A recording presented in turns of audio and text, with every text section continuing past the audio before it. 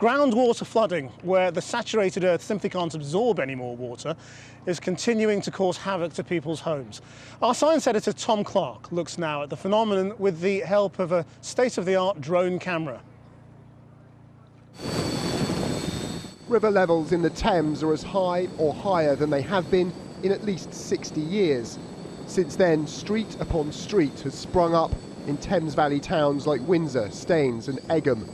And these houses are experiencing a totally new kind of flooding. The sheer volume of water coming down the Thames is pushing up groundwater. It's seeping up beneath homes, garages and gardens, seemingly at random.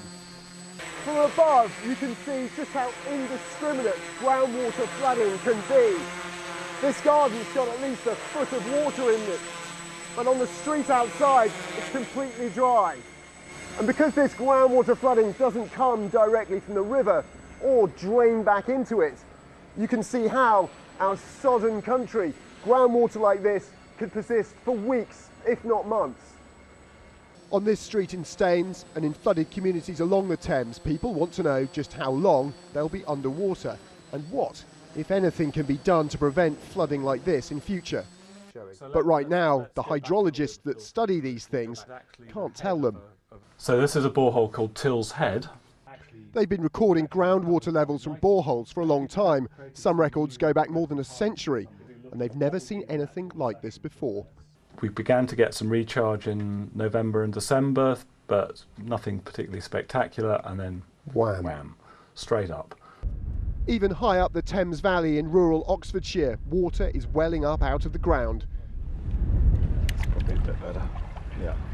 Instruments like this can measure how fast it's moving. But in built-up areas like Staines, where they've never seen it before, they don't know exactly how it will behave. The amount of rainfall that we've had during January, and it looks like we're going to have during February, it's so exceeded anything that we've seen before, it's inevitably going to show us things about the groundwater system that we didn't know before, but because we've never seen it. We think that the gravels are going to make the flooding persist for a period of weeks, months or maybe a month at the outside. But in catchments like this, which is chalk, and this is a chalk groundwater flood, the flooding can persist for 2 or 3 months. And with more rain on the way, the groundwater we normally never think about could really start making itself noticed. If we get the expected rainfall over the next 3 or 4 days, it's going to do nothing but make the flooding situation worse. There are other factors. We've seen in recent days, we've seen some swallow holes open up, and there's an increased risk of landslide whenever you have saturated soils. There is a lot to learn from this flood. Urban groundwater has never been something engineers have had to worry about on this scale before. Just one more challenge that has to be addressed if we're going to defend infrastructure and homes from new flood threats.